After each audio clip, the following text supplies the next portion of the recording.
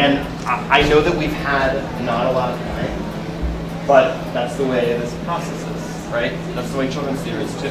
Well, I was in Mainstage for a long time when I was in high school and college, and then the first Mainstage show I directed was Ragtime. I had done children's theater before that, and this was the first time Harry asked me to direct Mainstage, and it was a huge undertaking, but I loved it. And since then, I took a little break. I came back and did Titanic. I'm afraid it's too early for either of us to tell, Mr. Ismay. I can only say it's possible. Possible? But it's imperative, damn it! Titanic must be known as a 6-day ship, E.J. Even the bloody crowds can do it. And if second-rate clubs like Deutschland and Kaiser Wilhelm can turn around in a fortnight, then so, by God, shall we! Well, I started assisting my brother for Titanic. And then last year, my brother and I started working on Hairspray together.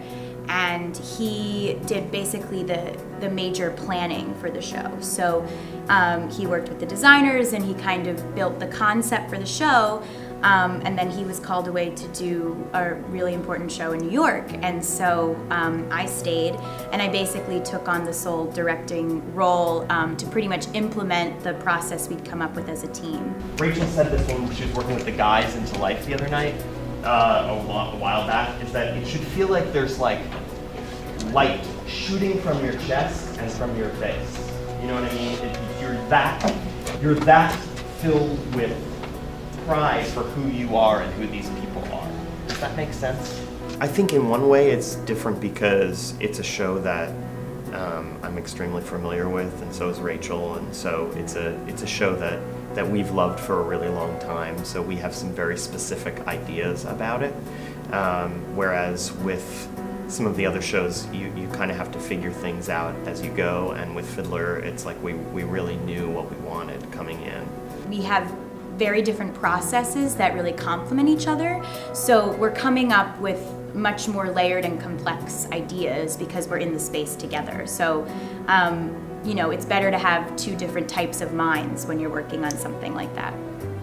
It's really just that the actors are more experienced and older, so you can challenge them more, but the difference in age allows you to be more nitpicky, to be more complex with them, to challenge them more, and to let them sort of discover things a little bit more than you might with a children's theater cast. You know, you can clean and clean and clean and clean until it looks good, but if you don't have that going on in here and in here the whole time, then all of Kevin's work is for naught. We hold ourselves to a very high standard, and although, you know, we're not really working with kids, we're working with adults. You know, we're working with people who are 17 to 28, so they're adults, and we take it very seriously. And I think if you were to come to see the show, it would be like seeing a professional production of Fiddler anywhere else in the city.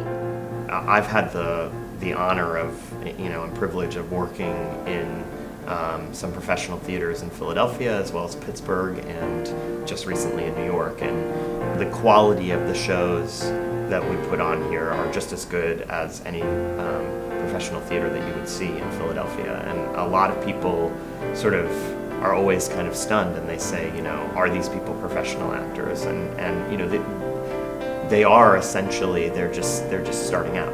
We're so lucky to have professional designers from, you know, Philadelphia who are doing the lights and doing the sound and the costume design. So what you get is really, it's a professional show. Good. Okay, great. Guys, that's it. So you could crank that up another, you know, you could crank that up another 20%, and then that would be, that's where it needs, that's show level, right? Good. Cool. Awesome. We'll move on.